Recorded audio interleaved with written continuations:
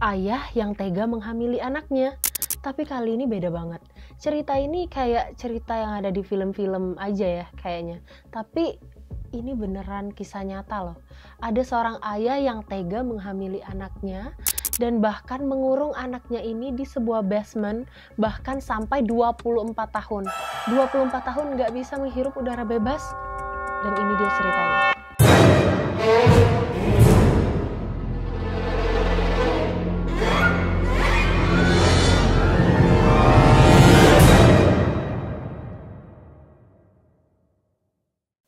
Hai semuanya, Assalamualaikum warahmatullahi wabarakatuh. Jumpa lagi sama aku, Teni Amelia Putri di Teni TP TV.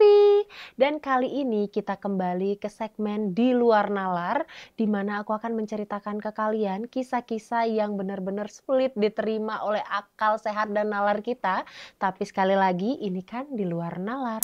Kisah ini bercerita tentang seorang wanita yang bernama Elizabeth Frizzle yang lahir pada tanggal 6 April 1966.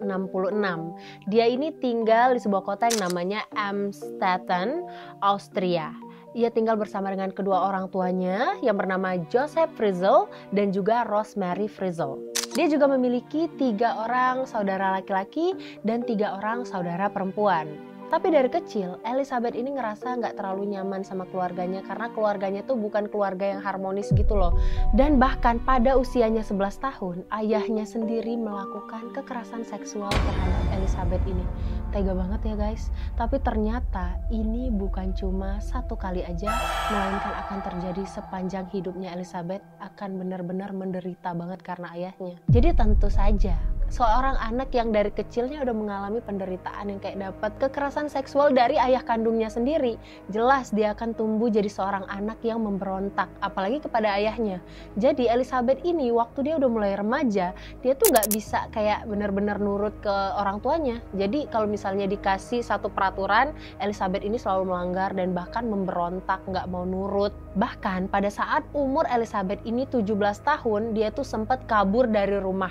Pada saat itu dia kabur dari rumahnya ke Vienna bersama dengan temannya.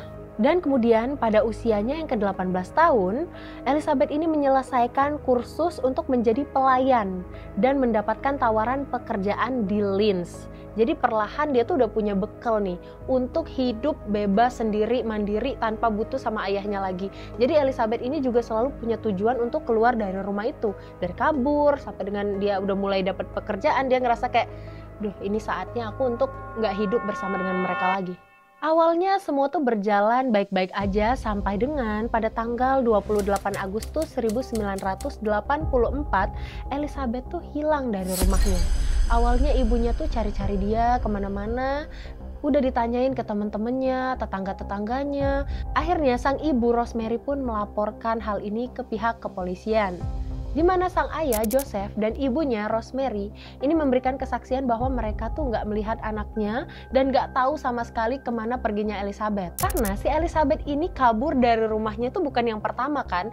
Jadi ibunya tuh berpikir bahwa jangan-jangan anaknya ini seperti kemarin kabur dari rumah bersama dengan temannya.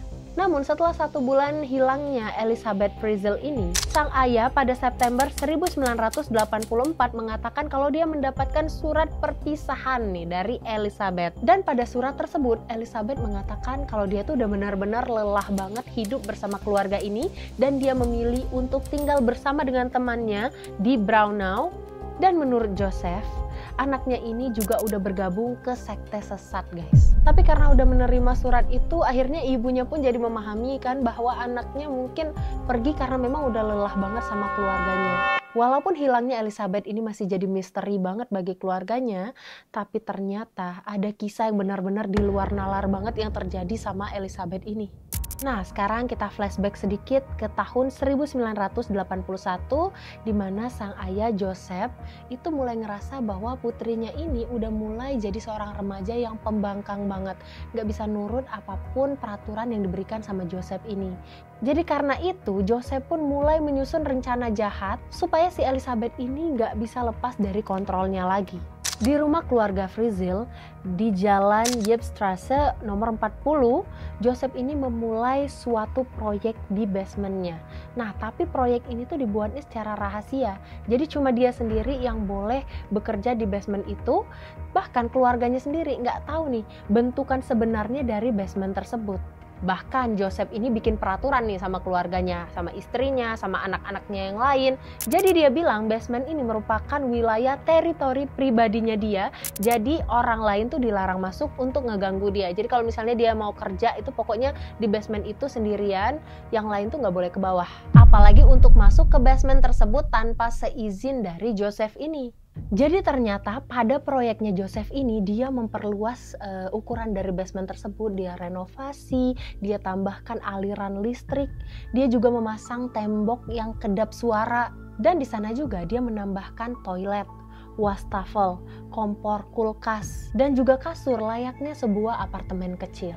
Dan pada tahun 1984, tepat banget nih, Elizabeth udah berusia 18 tahun dan dia mulai ada tawaran untuk bekerja keluar kota. Joseph pun nekat untuk melakukan aksi bejat yang udah dia rencanakan sejak lama.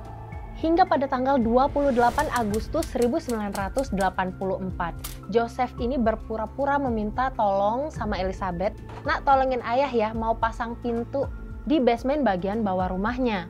Nah, Elizabeth ini ya seperti biasa lah ya, seorang anak pastinya akan menolong sang ayah.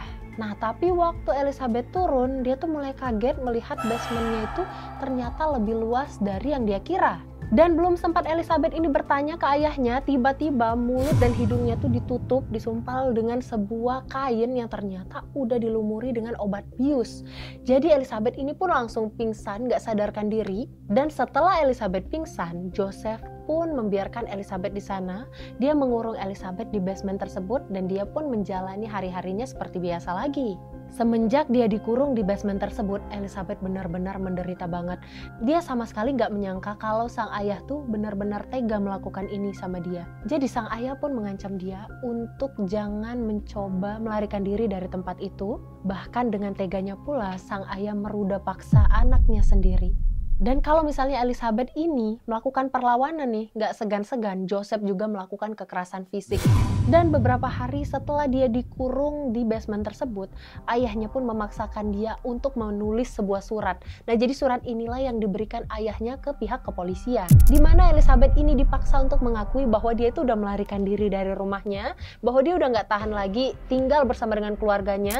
Jadi supaya keluarga dan pihak kepolisian pun menutup kasus itu, jadi bukan orang hilang, tapi orang ini memang melarikan diri untuk mencari kebebasan hidupnya. Dan bukan cuma sekali Elizabeth berusaha untuk kabur dari basement tersebut, tapi ternyata memang benar-benar nggak bisa karena ada 8 pintu di basement itu, dan bahkan 2 diantaranya merupakan pintu elektrik yang membutuhkan PIN kode untuk membuka pintu tersebut. Setelah mengalami ruda paksa berkali-kali dari sang ayah, ya akhirnya Elizabeth Frizzle ini pun hamil.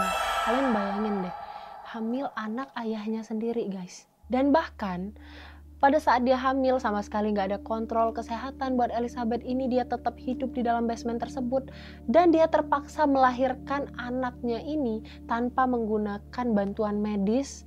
Dan bahkan nggak cuma sekali, guys, tapi dia juga terus-menerus meruda paksa anaknya, yang sampai-sampai Elizabeth Frizzle ini 7 kali harus melahirkan anaknya yang dihamili oleh ayah kandungnya sendiri. Kalian bayangin betapa bejatnya bapak itu ya, kayak ya ampun, anak kandungnya sendiri diruda paksa bahkan sampai punya 7 anak. Jadi guys, ada 3 anak dari Elizabeth ini yang bernama Christine, Stefan, dan juga Felix itu ikut juga dikurung di dalam basement tersebut. Dan ada 3 anak lainnya yang bernama Lisa, Monica, dan juga Alexander dibawa Joseph tinggal bersamanya di rumahnya. Nah, jadi Joseph ini benar-benar licik banget, guys. Jadi kalau misalnya ada bayi yang lahir yang dia rencanakan untuk tinggal bersamanya di atas, dia akan taruh di sebuah keranjang. Dan gak cuma itu, diberikan juga surat dengan tulisannya si Elizabeth Frizzle ini bahwa itu adalah anaknya dan dia meminta tolong untuk ayah dan ibunya mengurusi cucu mereka. Jadi ya ibunya Rosemary itu percaya aja kalau itu memang cucunya, karena sang anak yang udah lama hilang ini mungkin udah melahirkan tapi nggak bisa ngurus anaknya sendiri, yang akhirnya Rosemary pun mengurusi anak-anak ini. Nah, kalau misalnya kalian hitung tadi, yang 3 kan tinggal sama Elizabeth di basement, yang 3 lagi tinggal bersama Joseph di atas nih, di rumahnya. Nah, 1 lagi kemana? Jadi, Alexander, salah satu dari anak Elizabeth, itu punya kembaran. Tapi sayangnya sejak lahir anak ini tuh nggak terlalu kuat ya, jadi kembaran Alexander ini pun berpulang. Tapi karena Joseph ini bingung, tidak mungkin dia simpan juga di basement tersebut kan jasad dari anak itu. Akhirnya dia pun membakar jasad tersebut. Ini benar-benar keji banget ya orang ini ya. Udah dia menghamili anaknya sendiri ya kan. Dan kemudian lahirlah cucunya. Cucunya pun udah kayak gitu nggak dikuburkan dengan baik juga. Jadi setiap hari, setiap jam 9 pagi, Joseph selalu ngebawain persediaan makanan dan juga bahan-bahan yang dibutuhkan sama si Elizabeth ini bersama dengan anak-anaknya. Nggak cuma itu, Joseph juga memberikan TV, radio, kaset video untuk yang kayak hiburan lah ya buat Elizabeth dan juga anak-anaknya. Tapi guys, walaupun Elizabeth ini harus dikurung di basement bertahun-tahun, dia tetap menjadi seorang ibu yang baik. Dia tetap berusaha untuk mengajari anak-anaknya, dari mengajari membaca, menulis, mengurusi tumbuh kembang anak-anaknya. Dan Joseph ini yang orangnya tuh bener-bener controlling banget. Jadi dia tuh bikin peraturan yang ketat banget di basement itu. Kalau sampai anak-anak dari Elizabeth dan Elizabeth itu sendiri berusaha buat kabur atau melanggar peraturan-peraturan yang dibuat sama Joseph, dia akan memberikan hukuman. Jadi Joseph mengancam dia tidak akan mengantarkan makanan kepada mereka atau bahkan akan memasukkan gas beracun ke dalam basement itu. Dan gak hanya itu, Joseph juga memasang penyetrum. Jadi kalau misalnya mereka berusaha untuk melarikan diri, mereka sendiri yang akan menanggung akibatnya. Serem banget ya bapak ini ya. Tapi anehnya guys, di sini sebenarnya saking besarnya basementnya si Joseph ini, nggak cuma jadi tempat Elizabeth dan anak-anaknya dikurung, tapi ada juga orang lain yang menyewa basement itu di bagian lainnya. Dan bahkan orang ini seringkali mendengar suara-suara aneh, tapi karena memang basement itu udah didesain benar-benar kedap suara, jadi mereka tuh nggak pernah ngedengar jelas itu suara apa. Tapi waktu dia coba keluhkan ke Joseph, Joseph malah bilang, enggak, itu cuma suara pipa rusak aja. Jadi Joseph ini benar-benar licik banget. Jadi dia bisa terus berbohong dan makin banyak kebohongannya untuk menutupi apa yang udah dia lakukan.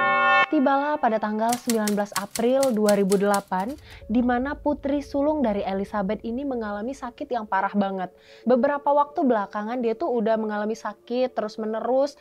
Nah, seringkali Elizabeth ini memohon dan meminta kepada Joseph untuk dapetin perawatan medis karena keadaannya tuh makin lama makin parah. Jadi Elizabeth ini benar-benar takut banget kalau putrinya yang udah berusia 19 tahun ini nggak bisa diselamatkan. Awalnya Joseph tuh benar-benar menolak kan. Dia takut banget kalau misalnya Christine ini dibiarkan untuk berobat ke rumah sakit. Dia takut kejahatan yang udah dia lakukan berpuluh-puluh tahun ini bisa terbongkar. Nah, tapi karena pada saat itu keadaannya semakin memburuk, Christine pun pingsan dan tidak sadarkan diri sehingga akhirnya dengan terpaksa Joseph pun memberikan izin untuk Christine dibawa berobat ke rumah sakit. Setelah Joseph setuju untuk membawa Christine ke rumah sakit dan akhirnya dia pun meminta tolong kepada Elizabeth untuk membantunya mengangkat Christine sampai ke atas. Dan untuk pertama kalinya setelah 24 tahun, Elizabeth melihat dunia luar walaupun cuma sampai atas dikit, cuma sampai mobil gitu loh. Nah, tapi sayangnya Elizabeth tuh nggak diberikan kesempatan untuk ikut mengantar anaknya, tapi dia harus kembali ke bawah dan kembali dikurung lagi. Tapi di sini menurut aku ada yang aneh banget guys. Walaupun dia udah ngangkat Christine sampai ke atas, sampai ke mobilnya, nggak ada satupun orang di rumahnya yang menyadari hal itu atau mungkin melihat Elizabeth dan yang kayak, Elizabeth kamu kemana aja gitu loh. Tapi segitu liciknya ya Joseph ini sampai dia bisa menutupi segalanya. Christine pun dibawa dengan mobil ambulan tersebut dan kemudian ke rumah sakit lokal di kota Amstetten. Sampai di rumah sakit tersebut, setelah diperiksa ternyata Christine ini mengalami gagal ginjal. Dokter yang menanganinya pun langsung meminta catatan medis yang dimiliki oleh Christine. Tapi apalah daya guys, bahkan Christine ini mungkin gak punya akte kelahiran kali ya, karena kan dia gak pernah keluar, gak pernah melihat dunia luar, dan juga mungkin dokter sendiri ngelihat Christine ini kelihatan aneh.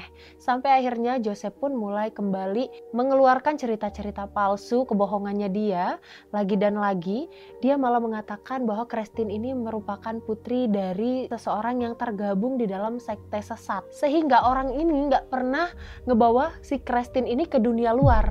Padahal orang ini tuh dia sendiri. Nah, tapi waktu dokter mulai memeriksa Christine lagi, akhirnya mereka menemukan sebuah kertas memo gitu. Dan di kertas tersebut bertulisan permintaan tolong dari Elizabeth.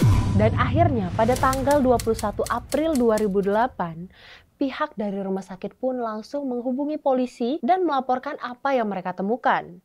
Dan kemudian pihak dari kepolisian pun menyiarkan di televisi di mana mereka tuh mencari ibu dari Christine ini untuk mendapatkan rekam medis dari Christine. Dan setelah penemuan surat itu pula, pihak kepolisian pun akhirnya membuka kembali kasus hilangnya Elizabeth pada 24 tahun yang lalu. Nah, tapi ternyata di basement tersebut, Elizabeth pun menonton siaran itu tentang dirinya yang dicari oleh pihak kepolisian, yang akhirnya dia mohon banget sama Joseph untuk ngebawa dia datang ke Christine. Nah, karena hal inilah, akhirnya Joseph pun memutuskan untuk melepaskan Elizabeth beserta anak-anaknya, yaitu Stephen dan Felix. Tapi nggak semata-mata cuma melepaskan aja, dia juga langsung membuat cerita palsu di mana dia menyatakan bahwa Elizabeth dan anak-anaknya ini baru pulang setelah 24 tahun menghilang. Nah, tapi di sini dari pihak kepolisian tuh udah bener-bener curiga banget sama gerak-geriknya si Joseph ini. Dari awal dia ngebawa Christine, yang kayak kelihatan anak ini tuh bukan anak biasa. Sampai dengan beberapa hal yang terjadi dan ada kertas yang bertulisan minta tolong dari Elizabeth. Disinilah kepolisian pun mengatakan kepada pihak rumah sakit untuk memberitahu kalau misalnya Joseph datang lagi ke rumah sakit tersebut untuk segera menghubungi polisi. Dan pada tanggal 26 April 2008, Elizabeth dan Joseph pun sampailah di rumah sakit untuk melihat Christine. Nah, tapi di sini juga pihak rumah sakit pun diam-diam menelpon ke pihak kepolisian untuk segera datang. Yang pada saat itu yang menelpon adalah Dr. Albert Reiter. Nah, di sana dia langsung melapor ke polisi dan polisi pun secepatnya datang ke rumah sakit tersebut. Dan pada saat itu pula Joseph pun langsung disergap dan keduanya pun langsung dibawa ke kantor polisi. Sampai di kantor polisi, Elizabeth pun masih takut untuk bicara, untuk bercerita apa yang terjadi, sampai dengan dia tuh memohon dan meminta kepada pihak kepolisian untuk berjanji terlebih dahulu kalau dia itu akan mendapatkan perlindungan dan dia sama sekali nggak mau lagi ngelihat si Joseph itu dalam hidupnya. Jadi kalau misalnya polisi udah janji nih, oke, lu nggak bakal ditemuin lagi sama si Joseph, oke, dia bakalan kasih tahu apa yang sebenarnya terjadi. Ngedengar hal itu, polisi pun langsung berusaha untuk melindungi Elizabeth dan juga berjanji, oke, kamu tidak akan ketemu lagi sama Joseph dan sekarang kamu silakan ceritakan apa yang sebenarnya terjadi. Dan setelah itu, Elizabeth pun barulah bisa bercerita tentang apa yang dia alami, penderitaan yang selama ini dia rasakan selama 24 tahun di bawah basement rumahnya sendiri. Dan atas cerita dari Elizabeth Frizzell ini, akhirnya ayah kandungnya, Joseph Frizzell, yang dinyatakan bersalah ini pun langsung ditangkap. Dan kemudian Joseph juga diharuskan untuk memberikan akses kepada pihak kepolisian untuk memeriksa dan masuk ke dalam basement tersebut. Dan akhirnya pada tanggal 19 Maret 2009, Joseph Frizzell pun didakwa dan dinyatakan bersalah atas tuduhan ruda paksa, kasus incest, penahanan orang, penghilangan nyawa karena kelalaian, dan pemaksaan. Hingga dia diberikan hukuman seumur hidup. Tapi menurut kalian apa pantas cuma seumur hidup? Dan setelah keluar dari penyekapan tersebut, Elizabeth beserta dengan 3 orang anaknya yang tinggal di basement, mereka semua menjalani terapi psikologis di mana mereka harus berlatih lagi ya, hidup di luar, hidup dengan normal, karena mereka tuh udah terlalu lama dalam kurungannya itu 24 tahun. Dan juga 3 orang anak Elizabeth yang lain yang hidup di atas di rumahnya Joseph itu dikabarkan kesulitan untuk menerima saudara-saudaranya ini. Dan gak cuma itu, mereka juga mengalami perasaan yang kayak rasa bersalah banget karena mereka bisa hidup normal di atas sedangkan saudara-saudaranya yang lain itu terkurung di bawah. Dan dikabarkan pula bahwa Elizabeth ini pun akhirnya bisa menjalani hidupnya yang normal namun dengan identitas baru agar dia bisa hidup di masyarakat dengan tenang. Dan bahkan saking seramnya kisah ini sampai terinspirasi menjadi sebuah film yang berjudul Girl in the Basement. Guys, menurut kalian gimana kisah ini? Menurut aku benar-benar di luar nalar banget ya kelakuan bapaknya ini yang benar-benar tega banget sama anaknya, sama cucunya. Ya ampun. Dan cuma dapat seumur hidup, menurut aku sih kayak itu nggak cukup. Oke deh guys, segitulah cerita kita hari ini. Dan jangan lupa kalian komen di bawah ya, next time kita bahas apa lagi yang makin seru. Oh ya, jangan lupa tentunya buat kalian yang baru pertama kali nonton mungkin harus subscribe dulu ya. Dan jangan lupa tentunya like dan di-share. Terima kasih banyak yang udah nonton. Assalamualaikum warahmatullahi wabarakatuh.